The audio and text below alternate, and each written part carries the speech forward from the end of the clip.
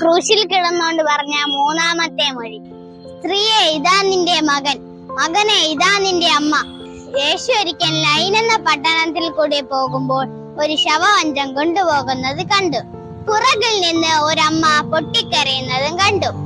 ആ മാതാവിന്റെ ഭർത്താവ് മരിച്ചിട്ട് കുറെ നാളുകളായി. ഇതാ ആ മാതാവിന്റെ ഏക മകനും മരിച്ചു പോയിരിക്കുന്നു. യേശു ആ മാതാവിന്റെ വിഷമം കണ്ടിട്ട് മനസ്സലിഞ്ഞ് ആ മകന് ജീവൻ നൽകി ആ മാതാവിനെ ഏൽപ്പിച്ചു. ഇതേപോലെയാണ് യേശു ക്രൂശിൽ കിടന്ന സമയത്ത് നടന്നത്. യേശു മരണത്തോട് മല്ലെടുക്കുകയാണ്.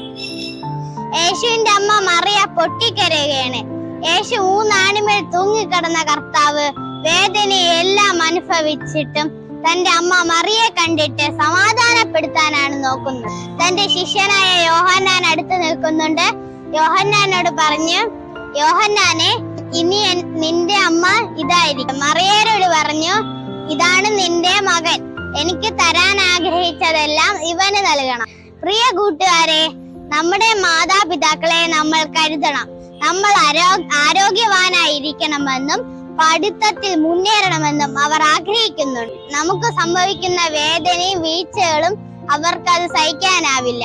അവർക്ക് പ്രായമാവുമ്പോൾ കരുതേണ്ടതല്ല, ഈ പ്രായത്തിലെ നമ്മൾ കരുതണം. ഈ പ്രായത്തിൽ എങ്ങനെയാണ് നമുക്ക് മാതാപിതാക്കളെ കരുതാൻ കഴിയുക? ചിലവരൊക്കെ അങ്ങനെ വിചാരിക്കും.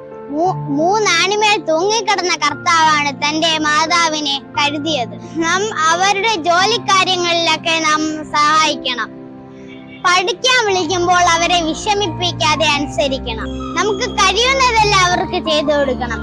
നമ്മളെ മാതാപിതാക്കളെ കരുതിക്കൊണ്ട് യേശു ക്രൂശിൽ കിടന്നുകൊണ്ട് പറഞ്ഞ മൂന്നാമത്തെ മൊഴി എല്ലാവർക്കും പ്രാവർത്തികമാക്കാം. ദൈവം നമ്മെ അനുഗ്രഹിക്കുമാറാകട്ടെ.